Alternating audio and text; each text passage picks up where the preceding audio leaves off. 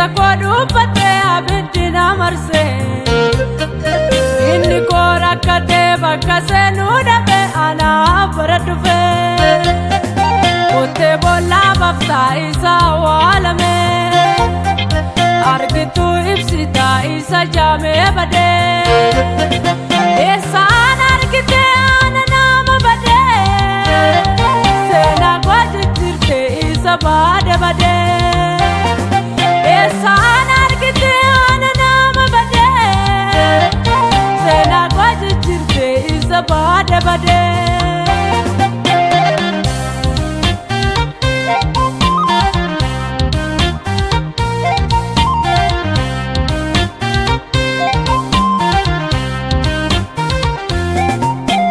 Keetu argee dhoksaa gola sammuu rakkoo nama camee taa'ee otuun gaddu maal taate naan jettaa boo'u koon jaalattu maal taate naan jettaa narra deddeebite maal labde naan jettaa narra deddeebite maal taate naan jettaa narra deddeebite maal labde naan jettaa narra deddeebite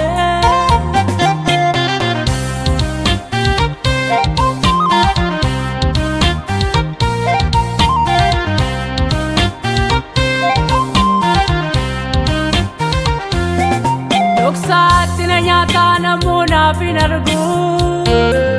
barbaade tannabee furmaata isaan argu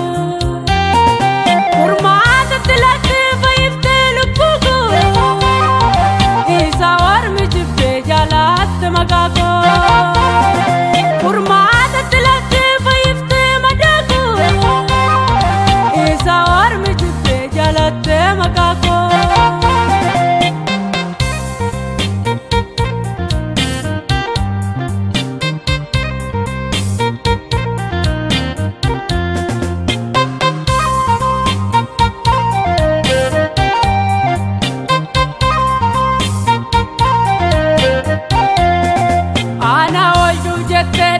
ke gannakte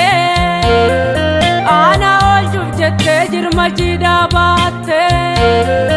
ana oljuf jette fannoorra tolbaate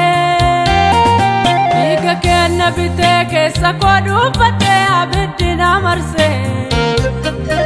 inni koo rakkate bakka seenuu dhabe anaaf bara dhufe kottee boollaa baftaa isa awwaalame